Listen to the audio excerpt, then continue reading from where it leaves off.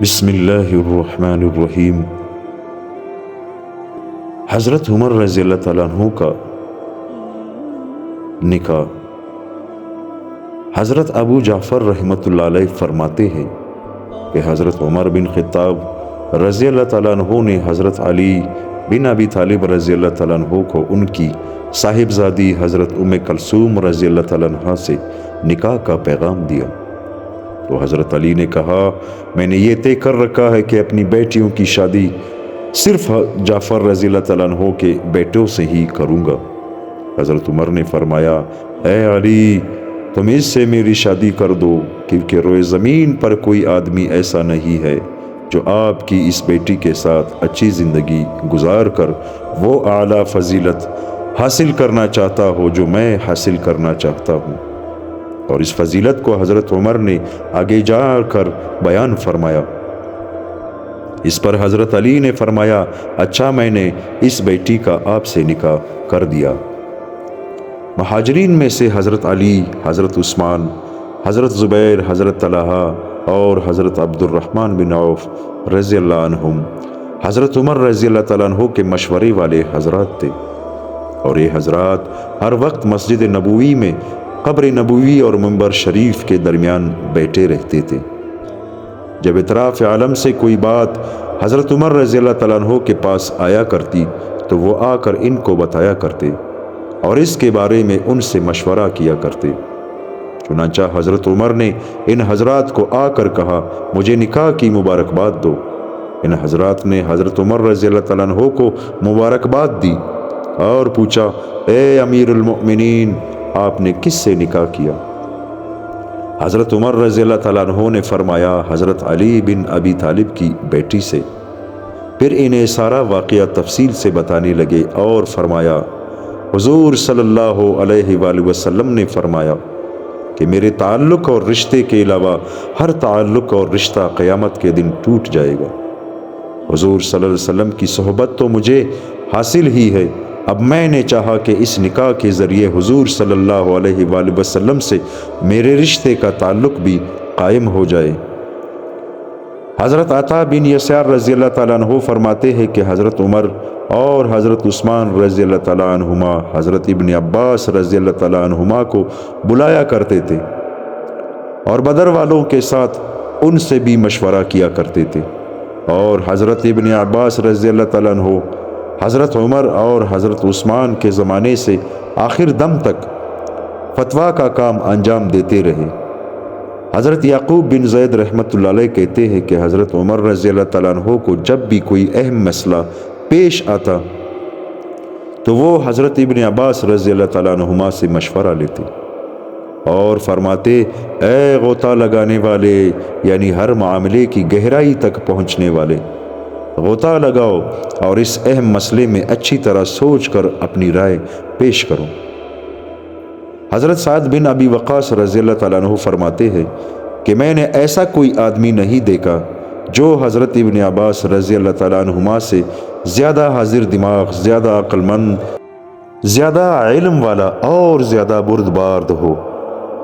میں نے حضرت عمر رضی اللہ تعالیٰ عنہ کو دیکھا کہ وہ حضرت ابن عباس کو پیچیدہ اور مشکل مسائل کے پیش آنے پر بلاتے اور فرماتے، یہ ایک پیچیدہ مسئلہ تمہارے سامنے ہے، پھر ابن عباس ہی کے مشورے پر عمل کرتے۔ حالانکہ ان کے چاروں اطراف بدری حضرات مہاجرین و انصار کا مجموعہ ہوتا۔ حضرت ابن شہاب رضی اللہ تعالیٰ عنہ کہتے ہیں کہ جب بھی حضرت عمر رضی اللہ تعالیٰ عنہ کو کوئی مشکل مسئلہ پیش آتا تو آپ نوجوانان کو بلاتے اور ان کی عقل و سمجھ کی تیزی کو اختیار کرتے ہوئے ان سے مشورہ لیتے۔ امام بہقی نے حضرت ابن سیرین سے نقل کیا ہے کہ حضرت عمر رضی اللہ تعالیٰ عنہ کا مزاج مشورہ کر کے چلنے کا تھا، چنانچہ بعض دفعہ مستورات سے بھی مشورہ لے لیا کرتے اور ان مستورات کی رائے میں ان کو کوئی بات اچھی نظر آتی تو اس پر عمل کرتے۔ حضرت محمد، حضرت طلحہ اور حضرت زیاد رضی اللہ تعالیٰ عنہم کہتے ہیں کہ یکم محرم کو حضرت عمر رضی اللہ تعالیٰ عنہ لشکر لے کر مدینہ سے نکلے اور ایک پانی پر پڑاؤ کیا جس کا نام سرار تھا۔ یہ پانی مدینہ سے 3 میل کے فاصلے پر تھا۔ اور لشکر کو بھی وہاں ٹھہرا لیا۔ لوگوں کو پتہ نہیں چل رہا تھا کہ حضرت عمر آگے چلیں گے یا مدینہ ہی میں ٹھہریں گے۔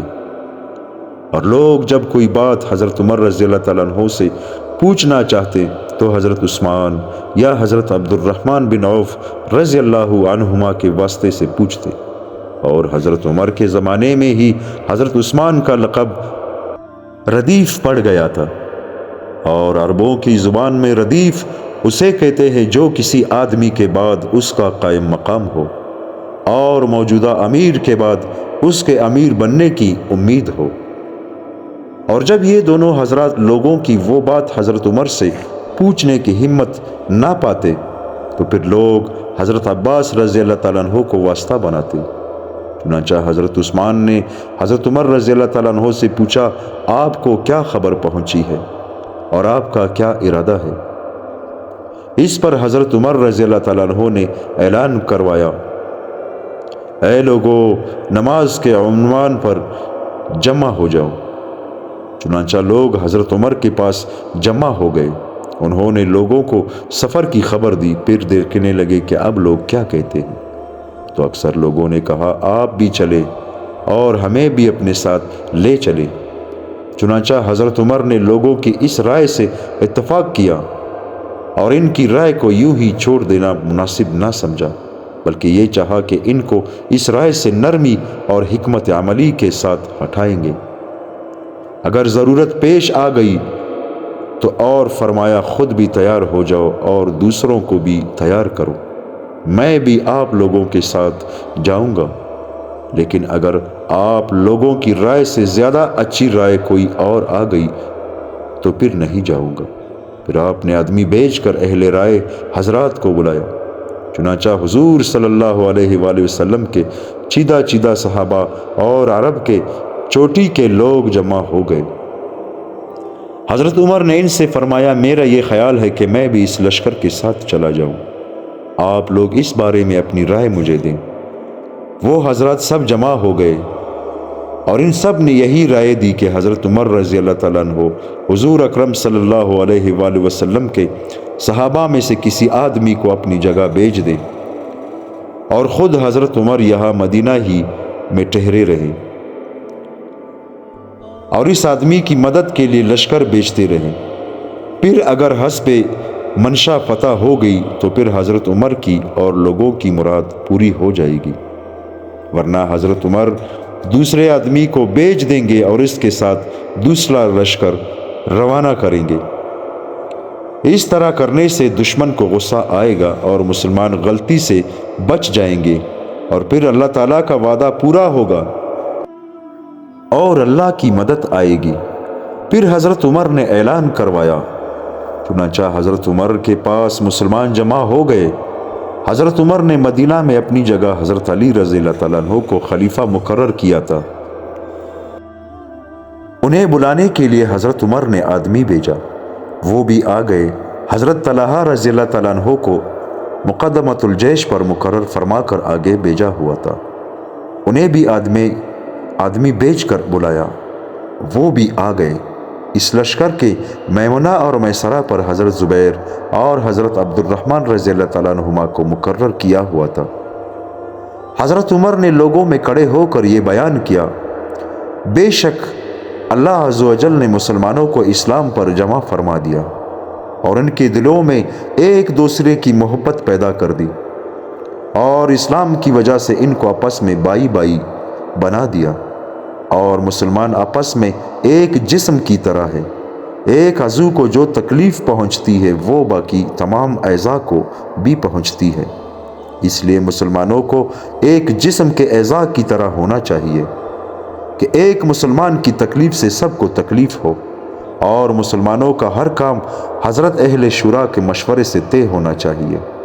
عام مسلمان اپنے امیر کے تابع ہے، اور اہل شورا جس چیز پر اتفاق کر لے اور اسے پسند کر لے تو تمام مسلمانوں کے لیے اس پر عمل کرنا ضروری ہے، اور جو مسلمانوں کا امیر بنے وہ ان اہل شورا کا تابع ہے۔ اسی طرح جنگی تدابیر میں جو اہل شورا کی رائے ہو اور جس تدبیر پر اہل شورا راضی ہو، اس میں تمام مسلمان ان کے تابع ہیں۔ اے لوگو، میں بھی تم میں سے ایک آدمی تھا اور میرا بھی تمہارے ساتھ جانے کا ارادہ تھا، لیکن تمہارے اہل شورا نے مجھے جانے سے روک دیا۔ اب میری بھی یہی رائے ہے کہ میں مدینہ ہی میں ٹھہروں اور اپنی جگہ کسی دوسرے کو امیر بنا کر بیچ دوں، اور میں جن کو آگے بیچ چکا تھا یا پیچھے مدینے چھوڑ آیا تھا اور جو یہاں موجود تھے، میں ان سب سے اس بارے میں مشورہ کر چکا ہوں۔ حضرت عمر پیچھے مدینے میں حضرت علی کو اپنا خلیفہ بنا کر آئے تھے اور مقدمۃ الجیش پر امیر بنا کر حضرت طلحہ کو آگے اخواص مقام پر بھیج رکھا تھا۔ چنانچہ حضرت عمر نے بلا کر ان دونوں کو بھی اس مشورے میں شریک کیا تھا۔ ابن جریر حضرت عمر بن عبدالعزیز رضی اللہ تعالیٰ عنہ سے نقل کرتے ہیں کہ جب حضرت عمر رضی اللہ تعالیٰ عنہ کو حضرت ابو عبید بن مسعود رضی اللہ تعالیٰ عنہ کے شہید ہونے کی اطلاع ملی اور یہ پتہ چلا کہ اہل فارس کسریٰ کے خاندان کے ایک آدمی کی امارت پر جمع ہو رہے ہیں، تو حضرت عمر نے اعلان کر کے حضرات مہاجرین اور انصار کو جمع فرمایا اور ان کو اپنے ساتھ لے کر مدینہ سے باہر نکلے، یہاں تک کہ اسرار مقام پر پہنچ گئے۔ آگے مختصر حدیث ذکر کی جیسے کہ پہلے گزر چکی ہے۔ امام طبرانی حضرت محمد بن سلام رحمۃ اللہ علیہ سے روایت کرتے ہیں کہ حضرت عمر رضی اللہ تعالیٰ عنہ نے زمانہ جاہلیت میں بہت سے کارنامے کیے تھے اور انہوں نے اسلام کا زمانہ بھی پایا ہے۔ حضور صلی اللہ علیہ وآلہ وسلم کی خدمت میں وفد کے ہمراہ آئے تھے اور حضرت عمر بن الخطاب رضی اللہ تعالیٰ عنہ نے ان کو حضرت سعد بن ابی وقاص رضی اللہ تعالیٰ عنہ کے پاس قادسیہ بھیجا تھا، اور وہاں انہوں نے اپنی بہادری کے بڑے جوہر دکھائے تھے۔ حضرت عمر نے حضرت سعد کو خط میں یہ لکھا تھا کہ میں تمہاری مدد کے لیے 2000 آدمی بھیج رہا ہوں، ایک حضرت عمر بن معد قریب اور دوسرے حضرت طلحہ بن خولید اسدی رضی اللہ تعالیٰ عنہما، یعنی یہ دونوں اتنے بہادر ہیں کہ ان میں سے ہر ایک 1000 آدمیوں کے برابر ہے۔ ان دونوں سے جنگی امور میں مشورہ کرتے رہنا، لیکن ان کو کسی کا ذمہ دار نہ بنانا۔